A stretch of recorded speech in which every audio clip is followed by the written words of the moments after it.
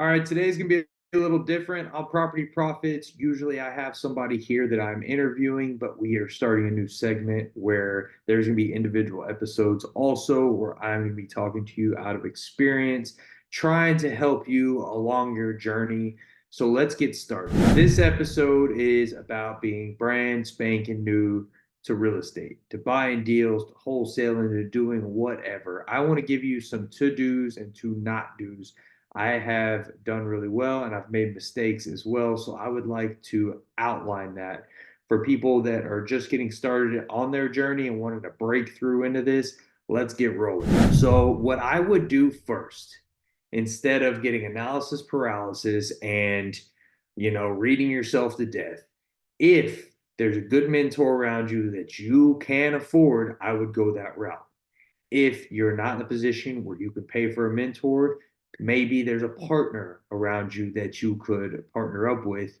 You can put your sweat equity in, they could put their money in. If that is not an option, what I recommend is you start looking for really good real estate deals. And you're probably like, damn, Travis, how in the hell am I going to find a really good real estate deal when I don't know what a really good real estate deal looks like? Here's where you start. So if you're looking for a rental property, you're like, man, I want to get my first property. It needs to be local to you. And contrary to what most people think, and it's just my opinion, it's very, very difficult to get started in real estate out of the state or out of the city. You can do it. Lots of people are successful. But if you can have boots on the ground, you can be close, you can put your eyes on that property and drive over there, it's going to be a lot easier starting on your journey. That being said, I would start with 2 doors to 4 doors, 2 doors preferably. All right. The reason that is I bought a lot of single family houses starting out, a lot of single family houses. If one of those goes vacant, it costs a lot of money to get those back up and running and rented. In the meantime, you have holding costs. You still have to make your payment to whatever kind of lender you have. If you have 2 doors and one is rented and the other is vacant, it makes that blow a lot less. Now, let's see, how are we going to find a 2 to 4 deal that's a badass deal? It's most likely not going to happen overnight. But what I would do is I would start on the MLS, go to your local Zillow and put that in your criteria, 2 to 4 doors, multifamily, and start looking. All right, then you're going to start seeing what the market says as to what the pricing is or what people are asking for those. Go to sold properties, refine your criteria to being sold, and just look at what's selling. Look at the prices, the square footage, the area. Pick certain zip codes that you want to be in. And the other thing is make sure those zip codes are in appreciating areas. Yeah, I used to buy anything that was a 2% deal, meaning if I purchased it for $50,000, it had a rent for $1,000 a month. And I said, damn, I can really cash flow off this. This is what I should do. And I bought a lot that way. But some of those deals don't appreciate, and you need the best of both worlds. You really do. Cash is king, I agree, but you need some appreciation. You need some value add. You need a good deal. All those things make a good deal. So find an area that has decent appreciation and that you can get close to a 2% deal. That being said, you're going to have to make a lot of offers that you don't feel comfortable with. There's a saying, if you feel comfortable making an offer, you offer too much. And I think that's true. So go through your MLS and anything that's on market that meets your criteria between the 2 and 4 doors. Use rentalmeter.com, calculate what the rents are in that area, and it needs to be a 2% deal. Bottom line. If they're $50,000 properties, they need a rent for 1,000. If they're 100,000, they need a rent for 2,000. 200,000, you need to get 4,000 a month. All right. So make sure that criteria is met. Minimum guidelines. There's going to be more due diligence, but that's how I would start.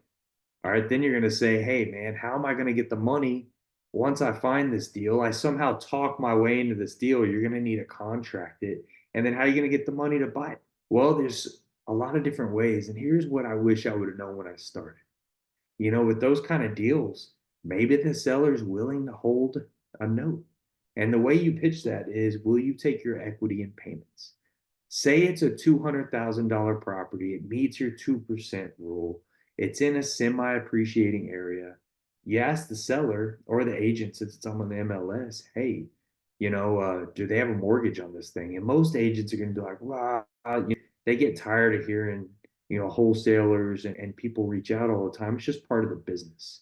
You're going to have to get yourself out there to find a good deal. So don't worry about the agents that, discourage you. There's plenty of good agents that will encourage you also, but you don't need their approval to be successful. So see if they'd be willing to take their equity in payments. That's how you want to phrase that. Will you take your equity in payments? What that means is they're going to hold the note on the property as first lien holder. You're going to pay them monthly a payment. Instead of going to a bank and doing all that stuff and getting it on your credit, you're going to pay them a payment every month. They're going to get their purchase price.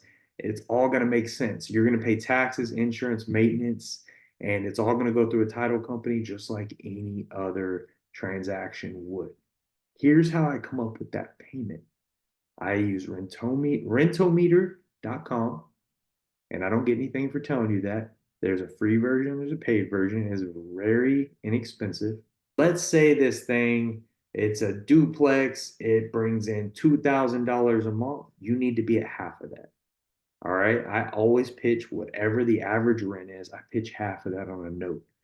The reason is if you pay 1,000 on the note, then you have $1,000 left over for taxes, insurance, maintenance, and anything that goes wrong. So the owner is going to be like, man, if I'm getting $2,000 a month right now, why in the world am I going to let Travis pay me 1,000? How does that make sense? Well, what do you pay for taxes and insurance and maintenance? Pull up last year, divide that by 12. Was it 1,000 a month? Seven, 800 a month. Okay, I'll cash flow a couple $100, no big deal. Put everything out on the table. All right, say that they do have a mortgage. All right, what's your interest rate? Is it, lower than 5%? Does this deal make sense? Would you mind me paying your mortgage and maybe you holding a second note to complete the purchase? You can get real creative with this. If creativity is off the table, you can also find a private money lender. You can go to a bank too, but you can find a private money lender. I'm gonna tell you how I found my private money lenders, two of them at least. I have several. I went to mobilehomeparkstore.com because I knew I wanted mobile home parks at the time. I started making lots of offers on mobile home parks, and anybody that would respond, I said, hey, I am a ninja negotiator. Would you mind investing with me? If I brought you a deal that was pennies on the dollar, would you pay for the rehab and the purchase? You could have first lien on the property. They said, hell yeah. All right. That's how my private money lenders were born. So when I found good deals, I knew I wanted to take them down. I'd send them a screenshot of RPR or whatever the tax roll, whatever I could find online with the pictures, everything. I'd send them a screenshot of this. And I'd say, hey, would you lend me on this property? Repairs are going to be X, purchase is Y.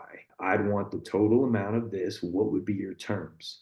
9 out of 10 times, they send me an amortization schedule, a picture of an amortization schedule, because they had an app with that on their phone. Say you don't have a private money lender. You're going to go to the bank. You need to take your W-2s, your 1099s, your last couple years tax returns, last month's bank statements. Go to the bank, put that stuff in a folder. Local credit union would be best. Say, I'm a starting out real estate investor. Here's my income. Here's my bank statements. Here's all this. Have all that in the folder. Be ready. Make sure they know you're serious. All right. Well, I hope to see you all in the next episode. We're going to do this more often. Hit like, leave a review. Let me know if you like this style of podcast. I want to drop as much value as I can for y'all in the future, doing this in between interviewing badass guests every week. Hope to see y'all in the next one.